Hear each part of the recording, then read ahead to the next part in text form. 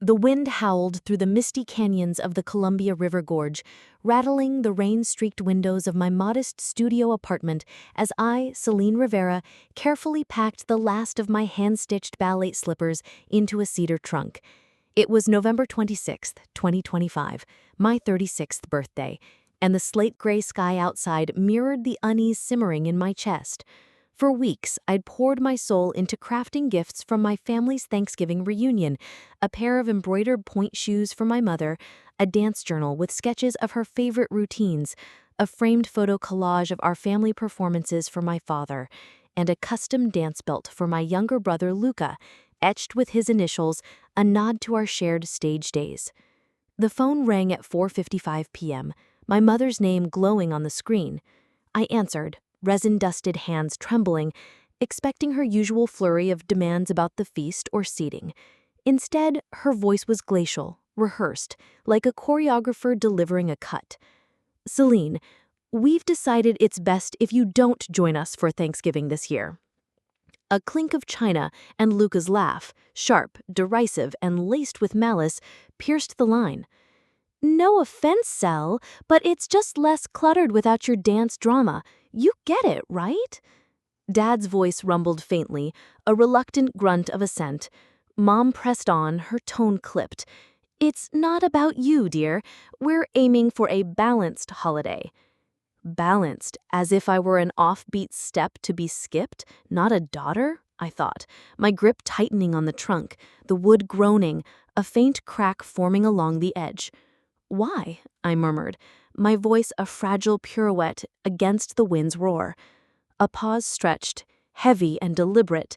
Then Mom said, "We'll revisit it after the new year."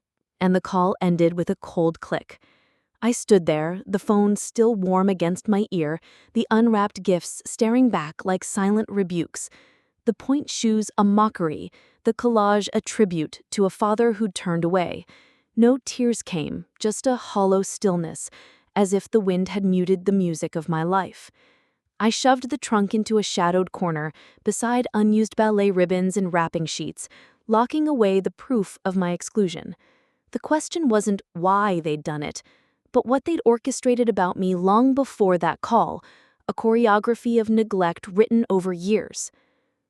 I grew up in a charming craftsman bungalow in Hood River, Oregon, where the river's misty breath mingled with the scent of my mother's jasmine candles and dad's oolong tea. Mom, Teresa Rivera, ran a boutique dance academy, her grace drawing students like moths to a flame. Dad, Miguel Rivera, taught dance history at the community college, his lectures alive with tales of flamenco and ballet.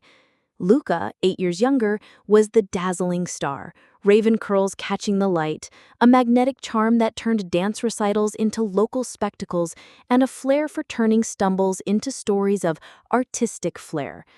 I was Celine, the quiet one, who danced in the garage, organized the cluttered costume room, and dreamed of studying choreography at the Juilliard School. The favoritism began early, subtle but unrelenting. Luca's C in PE earned a private dance lesson with Dad. My A in dance theory got a distracted, "good effort, keep at it." When he tore Mom's costume rack, they laughed about his creative chaos, buying him new tights. When I won a national dance solo at 20, Mom said, "That's lovely, Celine, but don't let it overshadow practical plans." I left for community college at 21, funding it with scholarships and performing in local troupes, later enrolling in Juilliard's online program while teaching ballet classes.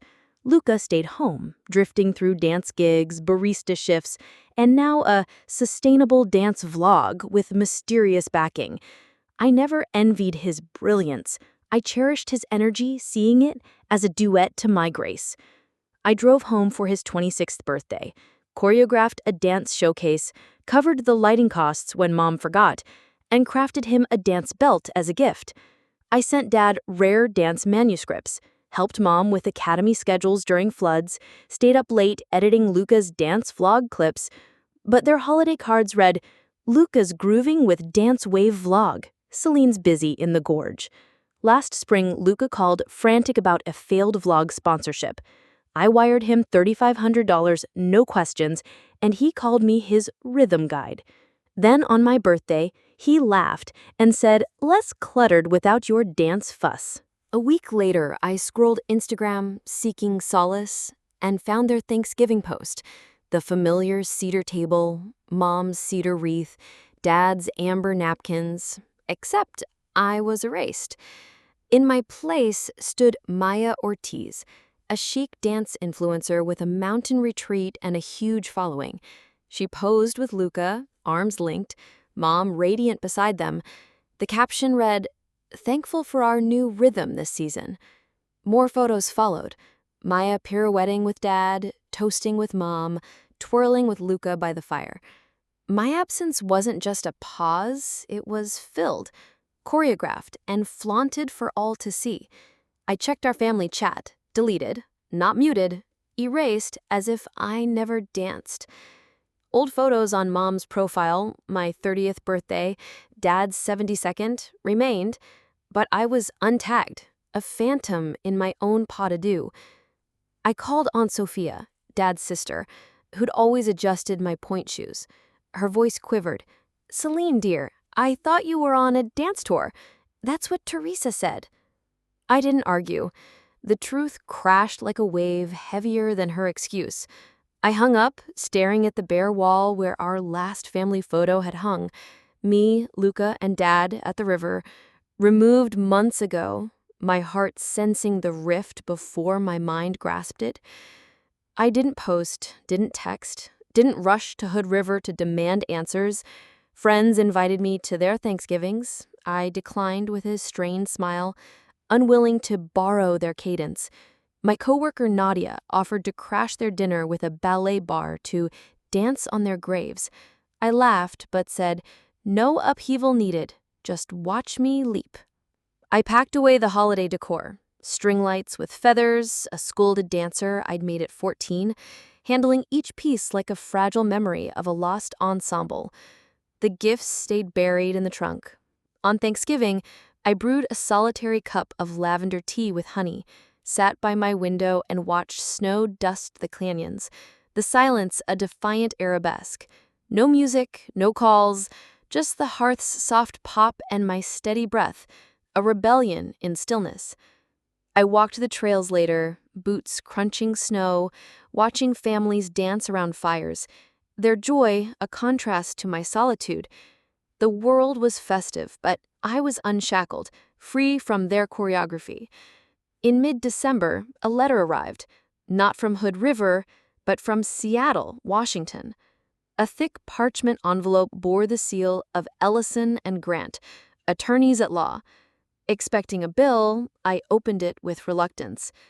"Dear Miss Celine Rivera, as executor of the estate of Mariana Rivera, your presence is requested regarding inheritance matters." Grandma Mariana, my mother's mother, whom I thought had passed 11 years ago after a whispered pneumonia. I dialed the number, hands shaking. "Miss Rivera," said a calm voice, attorney Emily Ellison. "Mariana passed on November 13th, 2025. I regret you weren't informed." My heart skipped. "This year?" "My family said—" Ellison's tone softened. "Come to Seattle. There's more to the story." 2 days later, I sat in her glass-walled office, the Puget Sound shimmering beyond. She handed me a death certificate. Mariana Rivera, November 13th, 2025. And an obituary from the Seattle Times listing Teresa, Miguel, Luca, but omitting me. "Why wasn't I told?" I asked, voice splintering. Ellison slid a silk-bound will across the desk. "Mariana insisted you be contacted privately. She distrusted your family's intentions. The will granted me everything: her Seattle penthouse with a dance studio, an $8.1 million investment portfolio, her choreography notes, and a room filled with her unfinished dance costumes. Luca received $40,000, my parents a faded dance ribbon. A USB drive held a video dated July 2024. Mariana appeared, frail but regal, her dark eyes piercing the camera. "Celine, my pirouette of grace," she began, her voice a resonant step. "If you're watching, I'm gone, and your family likely hid it. you were my prima. Your feet shaping beauty, your quiet strength amid their dismissal. Your parents leaned on me for Luca's vlog, took loans against my home without consent, pressured me to fund his dreams. I forgave, but I shielded you. This is yours. Dance your destiny. A second video showed financial records, loan contracts, her voice steady. They drained my trust. Celine never did. She carved her own stage. I sat, stunned, the room swaying. They hadn't just excluded me from Thanksgiving, they'd buried her death, her funeral, her love, muting my step in their dance. Ellison rested a hand on mine. Mariana chose you for your resilience. That was the deepest wound, not the wealth, but the betrayal, a pirouette of lies unveiled. I agreed to meet them at a Hood River cafe, neutral ground, not for peace, but to see their masks shatter. I arrived early, claiming a booth by the snow-dusted window, the storm outside a silent partner. Mom looked brittle, her coat clutched tight, hands wringing a glove. Dad's shoulders sagged, his scarf damp with nerves. Luca swaggered in, leather jacket flashing, his smirk fading under my unyielding stare. They began with small talk, weather, the drive. Then Mom shifted, her voice fragile. Celine, there's a mix-up with Mariana's estate. She was unwell those last years. Luca leaned back, smirking. She loved me most. That will's a fluke. Dad murmured, we could share it fairly, keep the penthouse in the family. I leaned in, voice low and firm, each word a precise step. Mariana saw you borrow against her home, hide her death, erase me from her life. She chose me because I earned my stage, unlike you. Mom recoiled, her hands shaking, Luca's fists clenched, his bravado fracturing. Dad stared at his cold coffee, his silence a confession. Celine, don't be vengeful, Mom pleaded, her voice breaking. I rose, towering over them. Vengeful was letting me think she'd been gone 11 years. Vengeful was Thanksgiving without me, replacing me with Maya. Luca snout, you're no sister if you take this. I met his eyes, icy and resolute. You chose that when you mocked me. I walked out, their protests, Mom's choked sobs, Dad's stammered pleas, Luca's furious shouts fading into the blizzard. Texts flooded in. Dad's, we're still your blood. Mom's, you're tearing us apart. Luca's, this is spite. I deleted them all. The anger melted into clarity, like a sunrise over the gorge. I sold Mariana's investments, kept the penthouse, and moved to Seattle. The home smelled of her rosin, old dance shoes, and untapped potential. I transformed her studio into Rivera Rhythms, my dance academy, its walls lined with her costumes and my new choreography. My first project was a dance for a youth shelter, the second a ballet for a veterans gala, each step honoring Mariana's vision. I hired Nadia as my dance director, her vibrant energy balancing me, and we built a passionate team. At night, I choreographed Mariana's unfinished routines, her voice a whisper in my mind. Create, Celine. Dance your truth. This Thanksgiving I hosted in my penthouse, not in Hood River, but a new sanctuary. Nadia brought tamales, her family's recipe. Neighbor Amir brought hummus, his spices warming the air. Friends, dancers, poets, a mosaic of souls filled the table with laughter, eclectic dishes, and stories. No turkey, just lanterns casting a warm glow, a violin quartet playing softly, the windows fogging with life. I placed Mariana's photo on the mantel, us at her beret, both smiling, no one else in frame, a silent testament to her choice.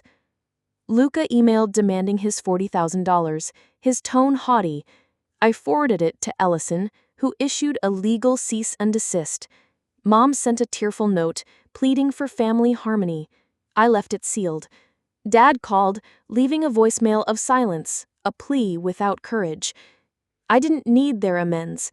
Rivera Rhythms thrived. 22 students in the first month, then 40, a city grant for a community dance program. The Penthouse's glass door now bore a brass plaque, Celine Rivera, choreographer. Mariana's legacy wasn't just riches. It was proof I'd always been enough, a dance they couldn't stop. They thought they'd cut my step, but I choreographed a future they'd never join.